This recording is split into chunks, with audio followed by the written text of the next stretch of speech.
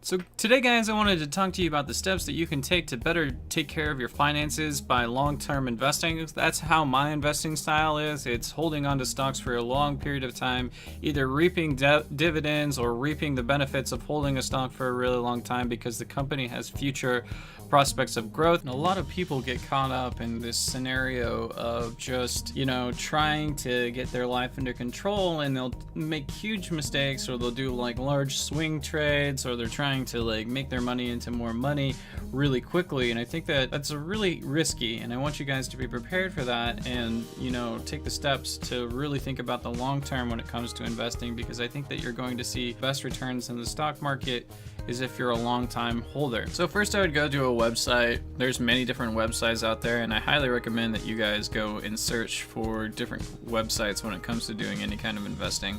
But first I'd go to a website, and then I would find something like a stock screener, and make my kind of what I'm looking for purchasing wise. So first and foremost, I like to do a lot of value investing, so I like to put in the PE ratio first.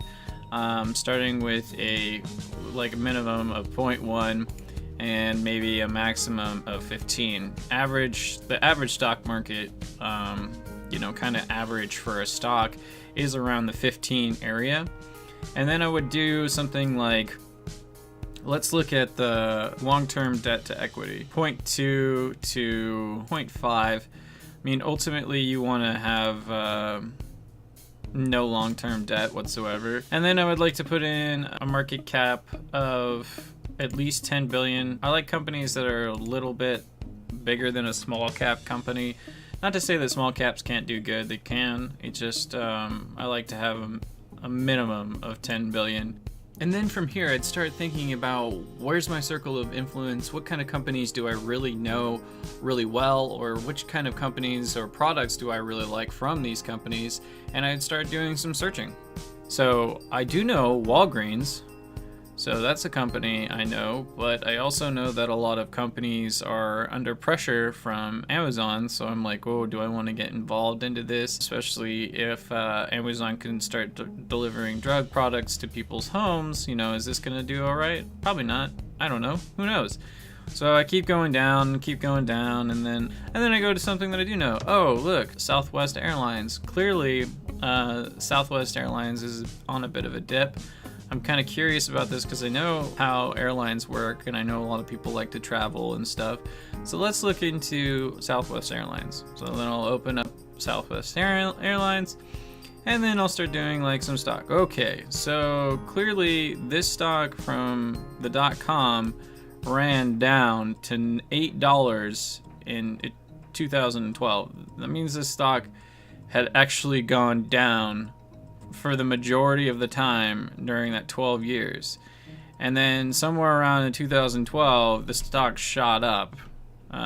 So you got to think about that. Do you want to wait 12 years to get your money back into a company? Do you have to wait longer than that? Could you wait longer than that? Will you need that money out by that time? Because you got a company that ran sideways for for a really long time. So you got to think about that when it comes to doing any kind of investing. You might end up with a stock that just continues to run sideways, and then it finally has a breakout. And Southwest is one of those companies. So then you look a little bit further. Okay, how long have they been paying a dividend? Okay, well, they didn't pay a dividend from 2000 all the way to 2012. That's pretty bad.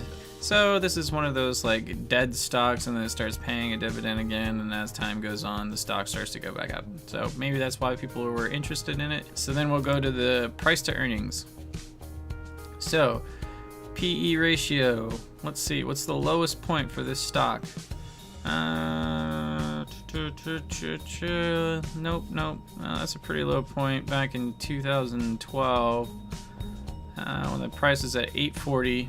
Seems like, it's around the $13 mark. It's pretty cheap. Okay, we're gonna keep going. Oh, $13 again at 37. Okay, we're gonna keep going down 10. Oh boy, PE ratio around the $11 mark. Right here in 2016. Okay, so stock's running up a little bit. It's becoming more expensive. P ratio at 19. And then it comes back down. Choo. Now it's down to $8.45. Okay, so this is pretty good. It means that the stock has fallen down in price, and it could be a potential good time to pick up the stock, even though the past history of the stock was, obviously in kind of a bad financial condition. So then I'll go to something like the financial ratios, and this is where things get fun. So we can see that their net is really just not that great. But as time has gone by, look at what happened in 2017 into 2018. From 2015 to 2017, this company is netting more and more money. So that's good. Let's look at its price to book. Okay, so its PB ratio is 3. That's pretty standard. Not real great, not real horrible either. Let's look at price to sales. Price to sales. Pretty decent actually. All right. So then we have debt to equity ratio 0.5 and below is good. So 0.5. Okay. So this passes that. Their long-term debt is around the $5 billion mark. Let's look at their revenue. Is the revenue increasing? So let's go back to 2005. Boop. Revenue is increasing every single year. It's not explosive growth. So that means that the stock will probably only go up pretty slowly, right? If you're not seeing like big major multi-billion dollars moving up in a company in a year or 2 years, that means that the company isn't having explosive growth. And it looks like they're netting more and more. Maybe there had something to do with the taxes that came in for the stock. So that's something to take into consideration. Let's look at how this company also fared during the 2009 housing crash. So we're going to come down here. Okay, they didn't, during the height of the housing crash, they were actually losing money. That's never a good sign. Okay, they did all right, and they continued to pull out of it into the next year. So this company still managed to make money relatively quickly after the crash. Obviously in 2009, it had its like really rough time. From 2008 to 2009, this company was in some pretty big trouble. Let's look at the balance sheet. All right, so it looks like obviously we have more assets to liabilities. That's good. I like to have a company that has triple the amount of assets to their liabilities as an ultimate scenario, but this company does not. Okay, so there's that. Let's look at their cash flow. Is their cash flow consistent? Yes. Since 2008, the cash flow has become consistent. However, something happened right here. They're doing a lot of financing, and the cash flow is actually decreasing, which is why the stock is probably going down, is because their free cash flow is actually going down, as you can see right here. So they're doing a lot of financing, so I'd have to look into a little bit more about the stock. These are just kind of like the things that I like to look at when I'm looking for a stock, just like kind of like doing a little bit of perusing first. This is some like pretty quick or relatively quick checks when looking at what makes a stock interesting or why I like to buy it.